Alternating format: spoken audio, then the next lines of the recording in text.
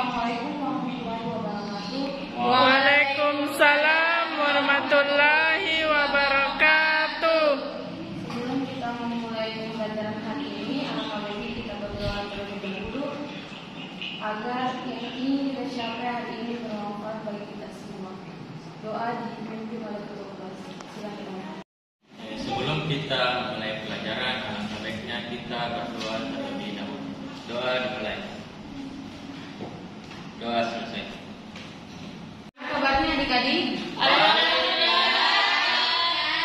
Ya, sebelum kakak memulai pembelajaran, kakak absen dulu ya. Iya kak. Hadir kak. Radia. Hadir kak. Ainun. Hadir kak. Fahmi. Hadir kak. Hasan. Hadir. Laila. Hadir kak. Baik, hadir semua ya. Hadir kak. Nah, sebelum kakak memasuki materi hari ini, kakak ingin tanya-tanya dulu tentang materi pekan lalu. Apakah ada yang sudah lupa atau lupa ingat? Jadi ada yang tahu materi pekan lalu itu apa? Saya Bu. Saya.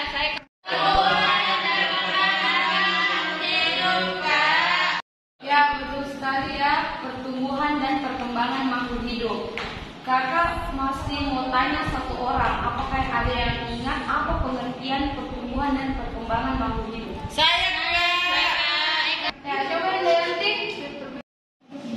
Pertumbuhan adalah satu proses pertambahan jumlah atau ukuran serta fungsi sel yang terjadi karena adanya pembelahan sel. Sedangkan perkembangan adalah proses menuju kedewasaan atau kematangan pada sel.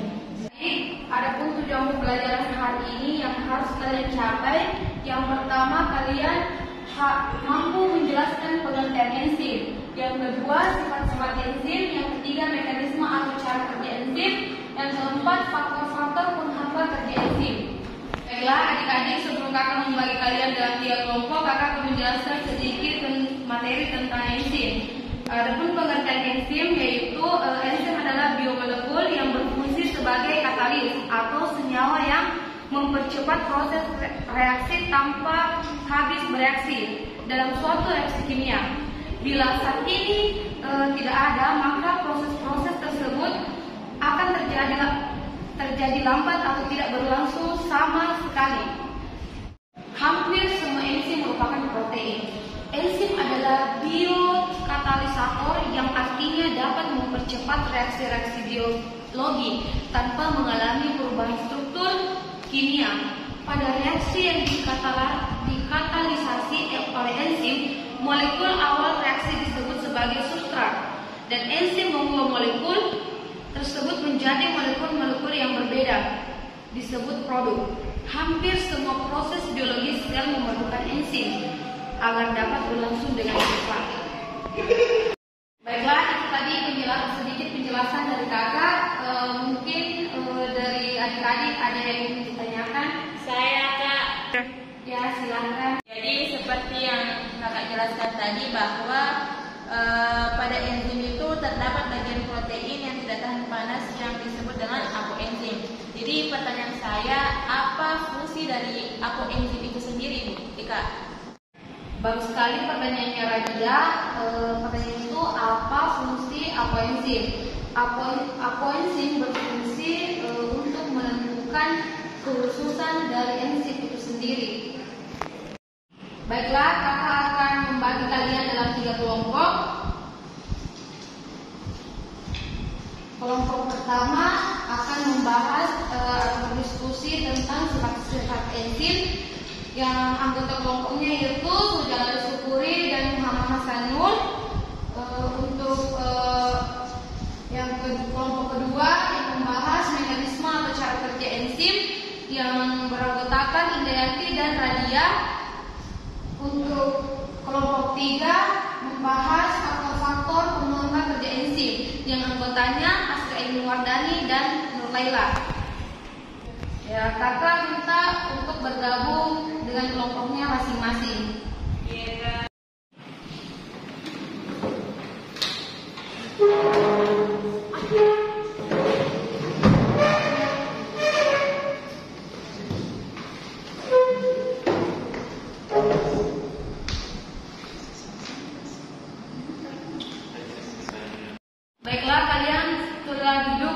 kelompoknya masing-masing, kakak akan membagikan link video yang harus kalian amati.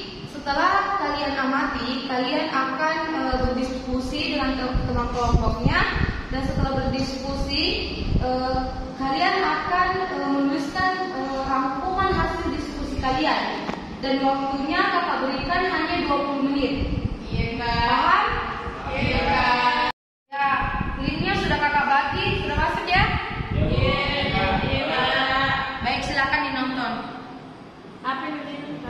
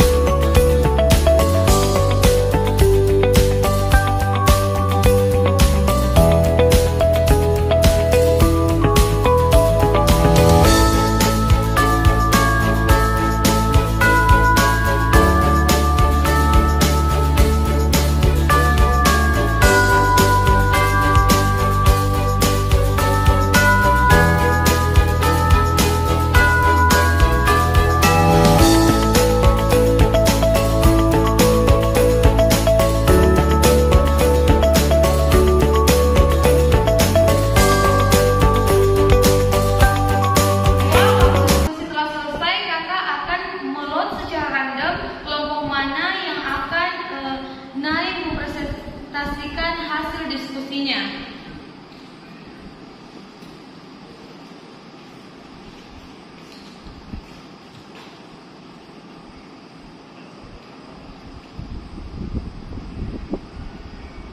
Ya, yang akan naik mempresentasikan hasil diskusinya itu kelompok 3. Faktor-faktor yang mempengaruhi kerja enzim.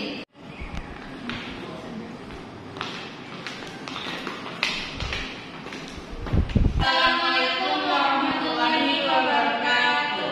Waalaikumsalam warahmatullahi wabarakatuh. Baik, kami dari kelompok 3 akan mempresentasikan hasil diskusi kami, yaitu faktor-faktor yang mempengaruhi kerja enzim. Yang pertama, pengaruh suhu. Pada umumnya, reaksi kimia yang dikendalikan oleh enzim juga dipengaruhi oleh suhu lingkungannya. Yang kedua, pengaruh pH. Konsentrasi ion H atau pH larutan sangat mempengaruhi aktivitas enzim. Yang ketiga, pengaruh konsentrasi enzim. Jika faktor lain seperti suhu lingkungan, kadar substrat, dan pH-nya konstan, pengaruh konsentrasi enzim terhadap kecepatan reaksi kimia adalah berbanding lurus, artinya makin tinggi konsentrasi enzim, makin cepat reaksi kimia berlangsung. 4. Pengaruh hasil akhir. Kecepatan reaksi kimia yang disokong oleh enzim pada permulaannya cepat. Yang kelima yaitu pengaruh zat penggiat. Beberapa jenis zat seperti ion kobalt, mangan, nikel, magnesium, klor, dan gram-gram dari logam alkali tanah dapat menambah kegiatan suatu enzim atau suatu kelompok enzim jika dalam konsentrasi rendah. Yang keenam, pengaruh zat penghambat. Di samping ada zat penggiat, ada pula zat penghambat kegiatan enzim, misalnya garam-garam dari logam berat seperti air raksa. Baiklah, itulah hasil diskusi kami. Lebih dan kurangnya kami mohon maaf. Wassalamualaikum warahmatullahi wabarakatuh. Waalaikumsalam warahmatullahi wabarakatuh. Ya, itulah tadi presentasi dari kelompok 3. Kakak persilahkan adik-adik untuk bertanya. Apakah ada yang ingin ditanyakan? Saya Kak. Ya, silakan deh. Ya baik, terima kasih atas kesempatannya. Jadi saya tanyakan itu terkait faktor yang mempengaruhi kerja enzim pada pengaruh suhu. Nah, jadi pertanyaannya, bagaimana suhu itu bisa mempengaruhi kerja enzim ini? Ya, itu. Silakan kelompok Baiklah, pertanyaan dari saudara Jalani, yaitu bagaimana suhu bisa mempengaruhi kerja enzim. Jadi, setiap kenaikan 100 derajat Celcius, kecepatan reaksi enzim bertambah menjadi 2 kali lipat. Namun, suhu yang tinggi juga menyebabkan enzim mengalami denaturasi. Denaturasi ini adalah kerusakan enzim yang diakibatkan oleh suhu. Ketika suhu berada di atas 50 derajat Celcius, maka enzim tersebut mengalami denaturasi. Akibat yang ditimbulkan denaturasi ialah menyebabkan aktivitas atau fungsi enzim tersebut hilang. Bagaimana dengan saudara Sul? Apakah ada tanggapan? Ya, terima kasih atas jawabannya. Tapi yang mau saya tanyakan lagi nih, jadi pada suhu berapa enzim itu dapat bekerja secara maksimal? Baik, jadi menurut saya itu kerja enzim bekerja pada 25 derajat Celcius. Baiklah, terima kasih atas pertanyaannya dan jawabannya. Kita beri aplaus dulu untuk kelompok 3. Ya, silakan duduk. Ya, baiklah adik-adik, mungkin di antara kalian ada yang bisa menyimpulkan materi pertemuan hari ini? Saya, Kak. Ya, silakan Jalani Syukuri. Baik, jadi kesimpulan yang dapat kita ambil dari materi hari ini yaitu bahwa enzim merupakan suatu senyawa protein yang berfungsi sebagai biokatalisator. Nah, yaitu senyawa yang dapat membantu mengubah laju reaksi kimia tanpa zat itu ikut beraksi. Enzim disintetis dalam sel, tapi aktivitasnya itu tidak selalu di dalam sel. Nah, misalnya enzim itu mempercepat laju metabolisme dalam tubuh. Ada misal glikolisis itu menggunakan enzim dan lain sebagainya. Kemudian mekanisme kerja enzim ada 2, yaitu pertama itu teori kunci gembok dan kedua itu teori kesesuaian induksi. Kemudian yang terakhir yaitu faktor-faktor yang mempengaruhi kerja enzim. Yang pertama itu ada suhu, di mana suhu itu jika suatu suhu itu terlalu rendah maka enzim akan tidak beraksi tetapi tidak rusak itu enzimnya Kak. Kemudian kalau misal terlalu tinggi juga itu bisa jadi rusak itu enzim atau bahkan mati enzim-enzim tertentu. Dan itu enzim itu dapat bereaksi ketika di suhu yang normal. Ya, itu saja Kak yang bisa saya simpulkan dari materi kita hari ini. Terkait pertanyaan Jalani Syukuri kepada kelompok 3, kakak akan memberikan sedikit penguatan. Di sini kakak akan menggambar grafik pengaruh suhu terhadap kerja enzim.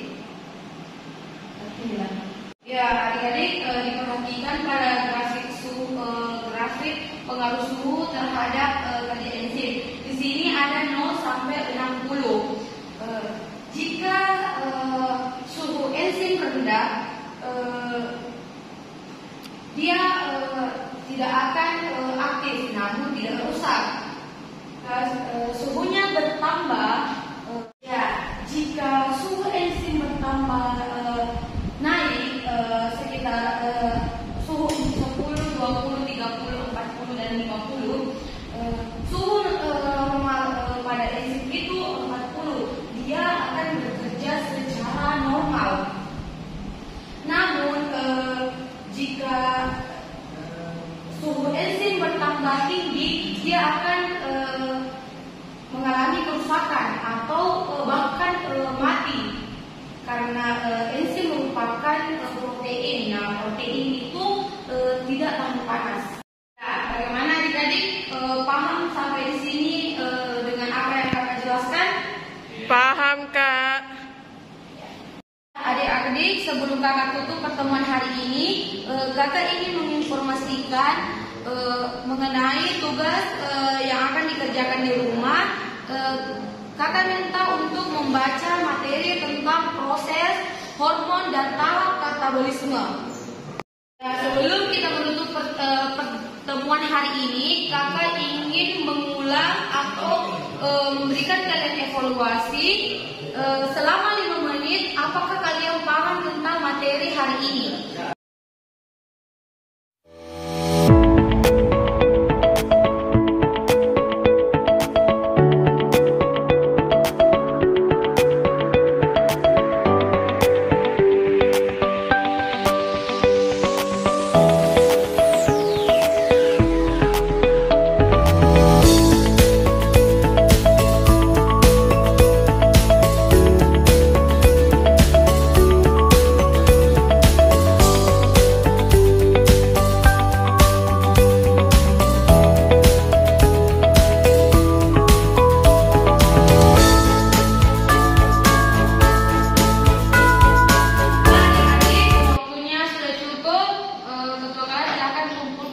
Jawaban dari teman-temannya.